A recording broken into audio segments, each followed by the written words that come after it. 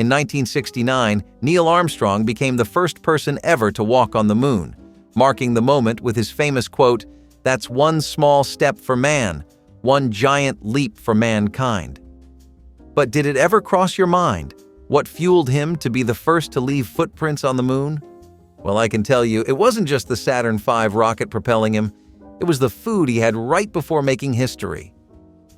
While we've explored many extraordinary events and the often overlooked details behind them, the Apollo 11 moon landing stands in a league of its own. But before diving into the specifics, let's take a moment to appreciate an unexpected part of the story: the pre-launch meal. Glancing at the menu served to our astronauts, you'll find that a simple, classic American breakfast was what powered them for their historic mission, giving them the strength to etch their names into history. The Apollo crew menu was not known for being too exquisite or fancy, after all. When you are going up on the moon on the first space carriage to actually take a crew of people up there, you kind of forget the taste factor and think more about what will keep you fresh. As a result, the menu was pretty reliable too. You had your basics, which hit most nutritional bases, and it was easy enough for anybody to recreate. Without further ado, let's cook a meal fit for some space exploring. So before we get into what they ate right before takeoff, and in the void and emptiness of space itself, let's get an idea of how astronauts even build themselves up to take on missions like these. The basic criteria of being one is 20 to 35 years old, with a height requirement of at least 5 inches and 11 feet. The scariest prerequisite was having an engineering or physical science degree. You thought you could be an astronaut till we said that, right? Well, along with that degree, you would require up to 2,000 flying and piloting hours, so maybe we should leave all the space trips to the high achievers. Given the severity of mission moon landing, Neil Armstrong and the Apollo 11 team went through rigorous training. The crew had to train all over the American Southwest in states like Arizona and Texas to get a feel for the geographical features of the moon, as NASA really wanted astronauts to already be familiar with the kind of sensations, textures, and settings they may acquire up there. This made sense as the crew had to spend time collecting samples of the moon, so it wouldn't help if they got lost in space. You must give them credit. We cannot even remember most routes we take every day, yet the astronauts learnt geographical features of the moon. Astronauts also had to train in zero gravity and even practiced planting the flag. Neil Armstrong commented that his training was comparatively much harder than actually walking on the moon itself, but we guess it pays to be prepared and on the safe side. Apollo 11 training began 6 months before the launch, and the Apollo 9 and 10 missions were instrumental in setting the stage for the success of the 11th crew. This is because both of those missions would complete several critical and necessary tests in the lunar orbit and on Earth that would give NASA a strong idea of what it was sending its crew into. The actual spacecraft, the Eagle, that they would use to fly to the moon was delivered on January 23, 1969, to the Kennedy Space Center. At this point in time, NASA was also hard on work at the Lunar Receiving Laboratory, which would handle the return of the pilots, should all go well. This was an 83,000 square foot facility that was centered in the Manned Space Center's 37th building, and it was especially designed to isolate astronauts and rock samples they were carrying back from the moon. All the while, NASA was also working on simulation training and figuring out how to best prepare its astronauts on every level, including what they would eat. What they would typically eat throughout their training was a mix of rehydratable food like instant noodles, bite-sized cubes, freeze-dried powders, and thick liquids that came in aluminum tubes. Pillsbury created space food sticks, which were the common trend for astronauts both on planet and off, so they could get their diets used to this kind of stuff. It started off early in the 1960s, thanks to Howard Bauman, who was the Pillsbury chief food technologist leading the team, which would eventually create the first solid food Scott Carpenter would eat on board the Aurora 7. As you can tell by the rough training regimen, NASA was all about efficiency, and the choice in food reflected that. So of course they had to create food that astronauts could eat with their helmets on.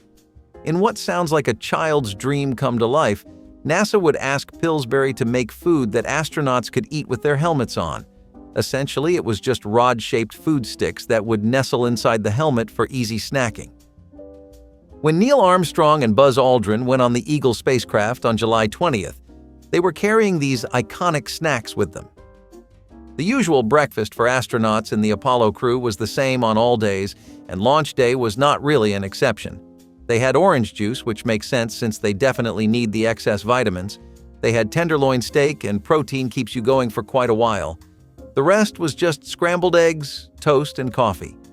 This was what the director of the flight crew operations, Donald K. Slayton, and fellow astronaut Bill Anders also ate. It is often said that Neil Armstrong had a preference for spaghetti with meatballs, scalloped potatoes, and fruitcake cubes. However, maybe he would have liked to have that instead. We like to think that astronauts today have it a lot easier than Buzz Aldrin and Neil Armstrong did, as they were commanding one of the most iconic spacecraft in human history. Of course, they were probably internally terrified, since nowadays it is a lot easier to go to the moon thanks to the precedent they set.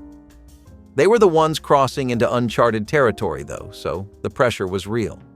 Back then, it was beef and vegetables that were stuffed into packages, which would be sealed tightly in plastic bags that the crew was allowed to carry with them to space. If you are going to be the first sentient life forms with a heartbeat stepping into space, you need a menu that really puts you in your element, right? The Apollo 11 cruise menu was organized into 5 days, with each day featuring 3 separate meal plans: Meal A, Meal B, and Meal C. Sounds boring, right? But hey, you have to give up some privileges when you are in space. Each meal was individually wrapped and labeled for the appropriate day. If by some chance astronauts lost their food supply, they had a backup food source that would keep them sustained through a port in their helmet. All the food had an easy-to-eat design which ensured that the astronaut would never have to take their helmet off. On day 1, their menu included salmon salad, chicken and rice, sugar cookie cubes, cocoa, pineapple grapefruit juice, beef and potatoes, butterscotch pudding, brownies, and grape punch.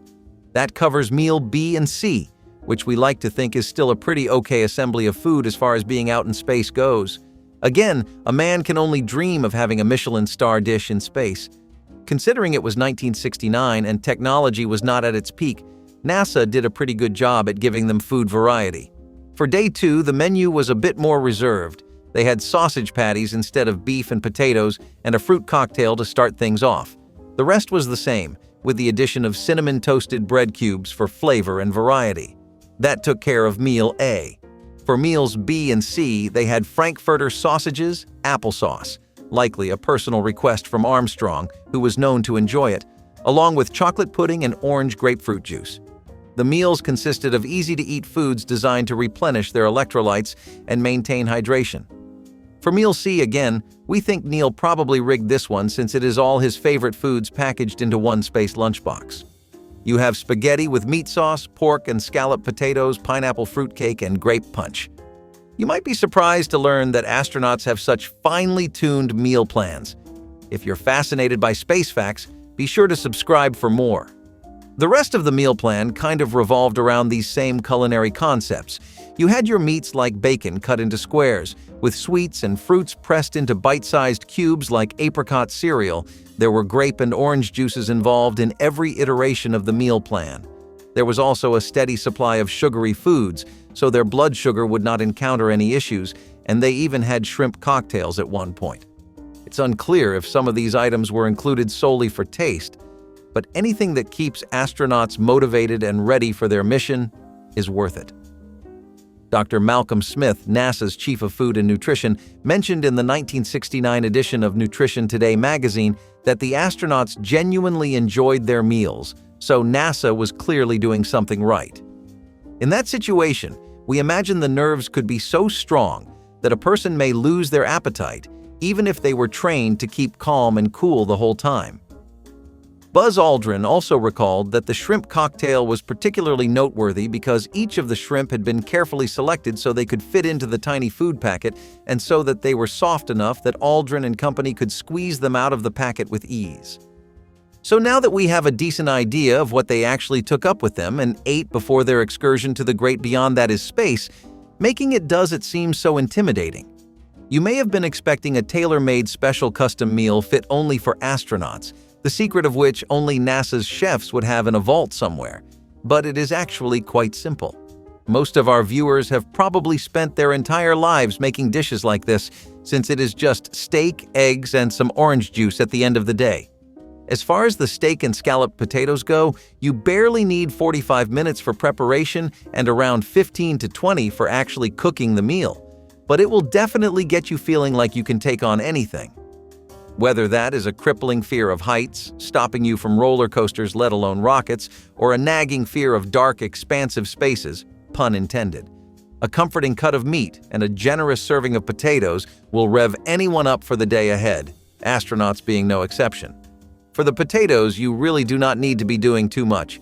You cut them into quarter-inch thick rounds, then peel and cut a whole onion into the same sized pieces and heat it in a medium oven-proof pan. A tablespoon of butter, cream sauce, and garlic salt should take care of the seasoning, and then you add the potatoes and bring them to a boil. Once that is done, you take them out and be really careful handling them as you transfer them onto an oven-proof pan, then bake until you get these delectably golden brown soft potatoes. Then, Brussels sprouts, tomatoes, mushrooms, broccoli, whatever greens you would like to have are yours to choose, though. If you want to stick to the theme, it was just steak, eggs, and potatoes for the Apollo 11 crew. For the tenderloin steak, you want a nice pan-seared, golden brown steak given 1 to 2 minutes on each side, and then roast it in the top of the oven for 4 to 6 minutes. After you are done with that part, you just let it rest covered with foil for 4 to 7 minutes and enjoy your meal. This time, you can take comfort in knowing that it is what scientists think is the best meal to eat too. The orange and grapefruit juices are really easy too. You can use a blender, juice maker, or an orange reamer to get the job done, whichever you feel the most comfortable with. On the historic day in 1969, the crew was woken up exactly 4 hours and 45 minutes before takeoff.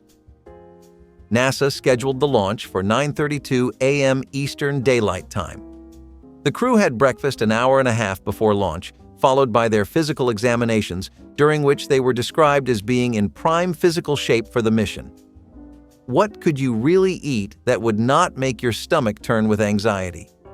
At least, that is how we would be feeling if we were literally the first people to be going up to space.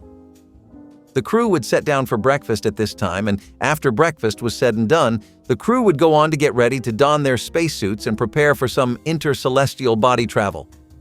We cannot say interplanetary until we hit Mars for the first time, but the moon was no small joke back then either. An hour and 10 minutes later, they were to depart from their crew quarters at the Kennedy Space Center and go towards the launch pad. But until then, in the Firing Room 1 at the Launch Control Center Complex 39, they were killing time by monitoring the Saturn V and making sure nothing at all was out of place. You go up to space and you better be sure not even a screw is unaccounted for.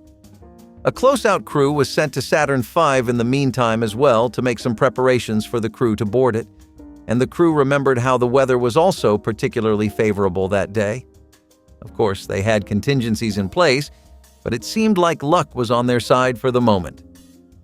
Before they went to the launch pad, the crew went on to the MSC Operations Building at the Kennedy Space Center to put on their flight suits. At this point in time, the bulk of the work was on the closeout crew who were observing the propellant loading, which was one of the major objectives of the mission before takeoff. They had been monitoring it for the past 9 hours, during which over 750,000 gallons of propellant were loaded onto the Saturn V.